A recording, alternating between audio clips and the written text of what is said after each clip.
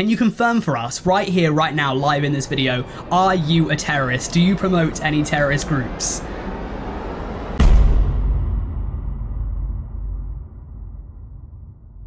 YouTube has a huge problem with favoritism. Okay, I don't think that's too much of a controversial thing to say these days, because in recent weeks, months and years, we've seen some of the biggest channels on the platform get away with literal murder, whereas other channels are penalized way heavier for doing much lighter things. One such instance is the case of my friend Kyle, otherwise known as Diatrip. You might know him if you've seen a few of my videos. We have collaborated in the past. About a month ago, Kyle uploaded a 30-second clip to his channel just to get a bit of feedback, and that clip has made his entire channel get demonetized. There's now a potential that his channel will never make him another penny again, and so in this video, I'm going to be interviewing Kyle to find out what happened here. So, Kyle, can you tell us, for anyone that might not be aware, what's happened with your channel, what the situation is right now? So, I uploaded a 50-second unlisted clip. It was a part of an intro to a new video I'm doing. I just wanted to show it to a couple of friends, say, hey, how do these new visuals look? And I didn't think anything of it. And within probably 2 or 3 minutes, a bot hit me with a strike called violent terrorism, I think. That's the name of the strike anyway. And when you look into it, it says promoting, aiding, or praising violent extremists. And there was nothing in that video. It was 3 sentences of dialogue, I think, because the dialogue wasn't even the focus. It was just the quick cut of the visuals. And I can actually read the dialogue on here if you want. Go for it. Okay. If I get struck, if I get my second channel taken down, I guess that's, you know, I guess we'll see. The proof is in the pudding. The 3 sentences that got me. After a lifetime of bullying, rejection, and mental health issues, somewhere in the dark, seedy corners of the internet, he emerged as the first of his kind, the king of the incels. But as the virtual curtains drew back, he transcended mere anonymity and became somewhat of an internet idol, an icon among his peers. Little did he know his final act would set in motion a chilling chain of imitative horrors spanning a decade. Can you confirm for us, right here, right now, live in this video, are you a terrorist? Do you promote any terrorist groups? No, I'm a ex-teacher who had an interest in crime and wanted to teach about crime. You have it here on the records, folks, all right? Kyle is not a terrorist. We can confirm that. He has said that. And the thing is right here is that you didn't promote this. You described what happened. I mean, if I got struck down for describing something that happened in my videos, my channel would be long gone. It would be in the dust. And the fact that, I mean, what's happened since? Can you describe what's happened since you got this notice? First, I wanted to ask if you can guess the phrase within those 3 sentences that got me the strike, because they did timestamp it. Is it King of the Incels? So, no, it's not even that. Is it an icon among his peers? No, you see, I thought that's what it might have been, but that wasn't even it. What was it? So, he emerged as the first of his kind. He emerged. I mean, it is ridiculous, yep. Is it not? It's ridiculous. So of all words, first of all, I can get it on 2 goes. Second of all, he emerged as the first of his kind. It's nothing. It's nothing. You could take any bad guy and say he was the first of his kind. You know, it's neither positive or negative. It's just information. So yeah, can you please describe what's happened since then? So you've been hit with this, was it a strike? It was, but I was told it's one of the most severe kinds of strikes you can get. I don't even get like a 3 strikes and you're out thing. It's this 1 strike, demonetize the whole channel permanently, forever. I talked to Team YouTube on Twitter. They said, sorry, a channel with a strike like this could never be monetized again. I talked with Google Help that you get to through YouTube Studio, you know, and they told me the same thing. I mean, the message was copy-pasted directly. It's the exact same thing. I emailed them, didn't get a response. I contacted my YouTube partner manager. He said I can't do a thing about that, and which is true. It's not on him. It's just, where do you go? You know, the bot does at least. The bot, and it's been a month since you got fully demonetized, since you got the strike. Just about. Yeah, I think in a couple of days it'll have been a month. Oh no, actually today. Yeah, today is the month marker. A month anniversary today, and so we're saying no human has seen this.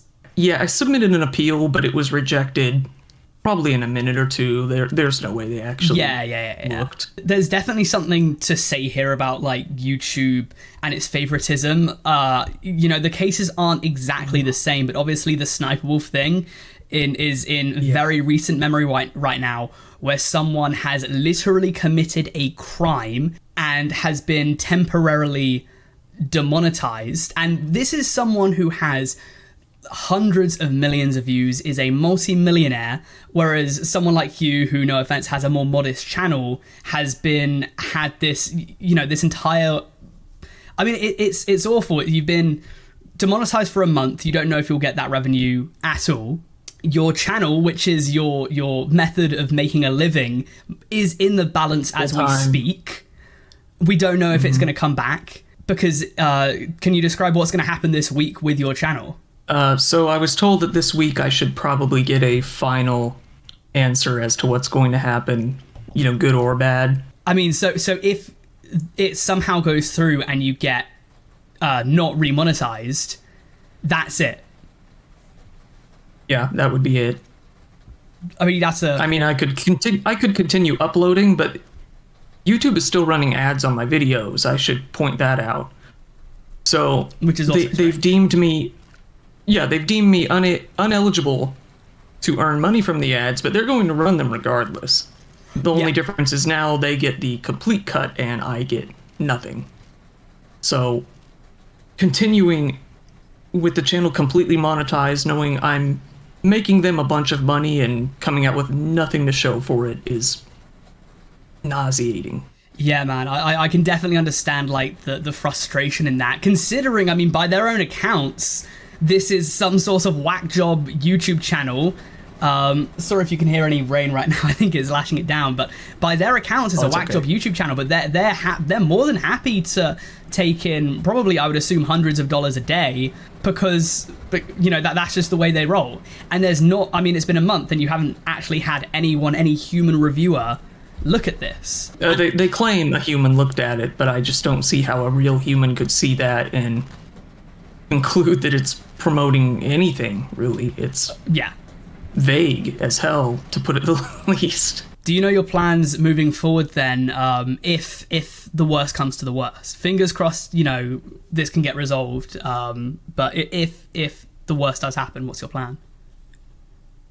There's really only two options. It's to completely bank on Patreon and sponsors, which I really don't want to do, because I don't know, I just don't want to squeeze my fans for money like that and rely on them to, you know, it's just kind of, Patreon should be a if you want to sort of thing, in my opinion.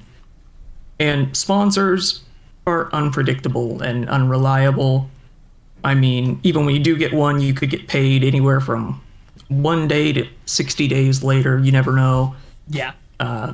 The pay could be just whatever you can get out of them, and that's just not ideal. So the only other option would be to just make a new channel and basically start over. I mean, some of my subs will notice a community post or whatever, and they'll definitely go over and sub, but it'll take a while to get back to where I'm at now. But it's, at the end of the day, this is a huge loss of income, you know, stress, right. And it's not really fair. It's not really fair. So, and it comes right before moving overseas and God, yeah, needing money. And it's also come at the worst time of the year as well, because obviously everyone knows that Q4 is huge for YouTubers. Because, you know, if this happened maybe in January or February, it would suck, but it wouldn't be the end of the world. Right now, it's just the worst possible time. Exactly. This is the time of year we make most of our money, and it hits right at the beginning of Q4, like a couple of days before Q4 started. There needs to be some kind of support for, I guess, what you'd call medium tier YouTubers. We've talked about it before, but I mean, when you hit 100K, you get the verified check mark, you get the plaque, you get all this superficial stuff, but all we really need is a human to talk to. I really hope something changes soon. Maybe this video, maybe, you know, if your audience sees this video, maybe this can do something to try and, you know, steady the ship and move it in a better direction, because especially, you know, for this middle class, if you want to call it that, of YouTubers and stuff, you know, people assume, audience members would assume that you would have this help, you would have contact with YouTube, but it does not exist. That's one thing that surprised my fans the most when I made a community post. They're like, why don't you just call them? Why don't you just email them? And they're always weirded out when I say that doesn't exist. It's not an option. One of the best things about what we do is that there's very little, you know, there's not many people kind of telling you what you can and can't do. There's no one really to report to. You're your own boss. At the same time, when things go wrong, there is also no one to report to. There is no one to try and clear up any mistakes anytime soon. Again, unless you're top of the class, unless you're, you know, the employee of the month for YouTube, there are very few options. So what I was told by someone in the know was that YouTube considers anyone with less than 1.5 million subs to be a small channel. So if you want to get any sort of respect at all, you need to at least be 1.5 million. That's just insane to me. The bar is ridiculously high to just get a simple person to talk to. That's all we want. Yeah, and it's just crazy for me to think that all of the channels I think are huge and famous still don't fall under that 1.5 million mark. Like channels that I'm a fan of, they're not even there yet. When you look at the amount of like YouTubers and stuff that have, say, more than like 5 million subs, we're talking like the kind of 0.1% that get away with they get away with scamming their audience. They get away with literal crime, literal doxing. You know, to have this happen, you know, something so less extreme, but so much more penalized. It's absolutely crazy. One rule applies to them, another rule applies to us. Yeah, that's kind of the consensus that a lot of people came to last week. I've seen a lot of YouTubers making dedicated videos just to this situation, talking about how, you know, it's scary. They can do whatever they want. The most ridiculous thing is that people like us should be covered under the education/documentary barrier, if you want to call it, absolutely. where you can discuss things purely informationally. I don't know the word, but informatively. Yeah. And you should be okay. It's within their own rules that documentary type content is protected, but they don't honor that ever. You could put in the appeal, this is a documentary. I am completely neutral on the subject. Doesn't matter. Their own rules don't matter, is what it comes down to. I think that's a good way to sum it up. So there we have it. As of recording that interview, we still don't know if Kyle's channel will remain demonetized forever, or if anybody could look at that and come to the clear, logical decision that of course he's not done anything that he's been accused by a bot of doing. For fans of Dire Trips, I hope this video has cleared a few things up. For anyone who's interested in YouTube's favoritism, I hope that this has answered a few questions. I hope you guys now see that something has to change.